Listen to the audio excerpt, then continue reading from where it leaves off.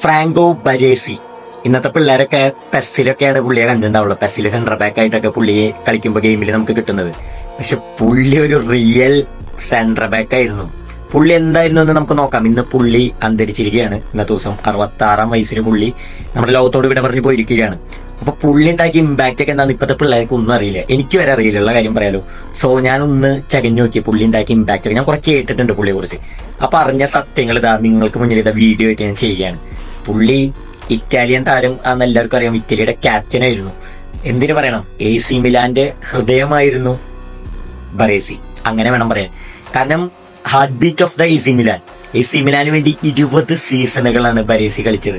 അതിൽ തന്നെ 15 സീസണിൽ AC മിലാന്റെ ക്യാപ്റ്റൻ ആയിരുന്നു. നിങ്ങളിത് വിശ്വസിക്കുമോ? എന്നാൽ വിശ്വസിച്ചേ പറ്റൂ.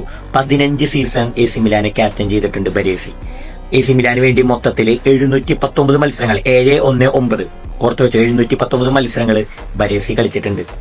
അപ്പൊ താരം ഇന്ന് വിട പറഞ്ഞിരിക്കുകയാണ്. പിന്നെ AC മിലാന് വേണ്ടി അദ്ദേഹം 6 ടൈറ്റിൽസ്, CDA കിരീടങ്ങൾ 6 വട്ടം ചൂടിച്ചിട്ടുണ്ട് ബറേസി, ഫ്രാങ്കോ ബറേസി. പിന്നെ ഒരു റെക്കോർഡും കൂടി ഉണ്ട്. അദ്ദേഹം 6 വട്ടം കിരീടം ചൂടിച്ചതിനൊപ്പം തന്നെ ചാമ്പ്യൻസ് ലീഗ് അടക്കം 3 യൂറോപ്യൻ ട്രോഫീസ് AC മിലാന് വേണ്ടി നേടിക്കൊടുത്തിട്ടുണ്ട്. സെന്റർ ബാക്കിൽ പൗളോ മാൽദീനിക്കൊപ്പം അദ്ദേഹം ഉണ്ടാക്കുന്ന ഒരു ഇമ്പാക്ട് ഉണ്ട്. ഇവരെ കടന്ന് ഏത് അറ്റാക്കേഴ്സിനും അന്നത്തെ കാലത്ത് പോവാൻ പറ്റിയിരുന്നില്ല.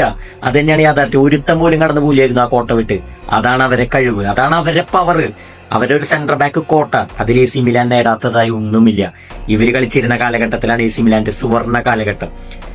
ഇറ്റലിക്ക് വേണ്ടി ഇനി എന്തൊക്കെ പുള്ളി ചെയ്തിട്ടുണ്ടെന്ന് നിങ്ങൾക്ക് അറിയണ്ടേ? ഇറ്റലിക്ക് വേണ്ടി പുള്ളി, അസൂരിപ്പടയ്ക്ക് വേണ്ടി പുള്ളി മൊത്തം 81 മത്സരങ്ങൾ കളിച്ചിട്ടുണ്ട്. 81 matches for the Italy national team അദ്ദേഹം കളിച്ചിട്ടുണ്ട്. അതിൽ തന്നെ 82 ലോകകപ്പ് വിന്നറാണ്. ലോകകപ്പ് ഇറ്റലി 82 നേടുമ്പോൾ സ്ക്വാഡിൽ അംഗമാണ് ബറേസി. പക്ഷെ കളിച്ചിട്ടില്ല, പക്ഷെ അംഗമാണ്. അദ്ദേഹത്തിന് വേൾഡ് കപ്പ് സ്വന്തമായിട്ട്. ഇനി അറിയോ 94 വേൾഡ് കപ്പിൽ ഇറ്റലിയെ നയിച്ചത് ആരാന്നറിയോ? ഈ സാക്ഷാൽ ഫ്രാങ്കോ ബറേസി തന്നെയാണ് 94 വേൾഡ് കപ്പിൽ ഇറ്റലിയെ നയിച്ചത്.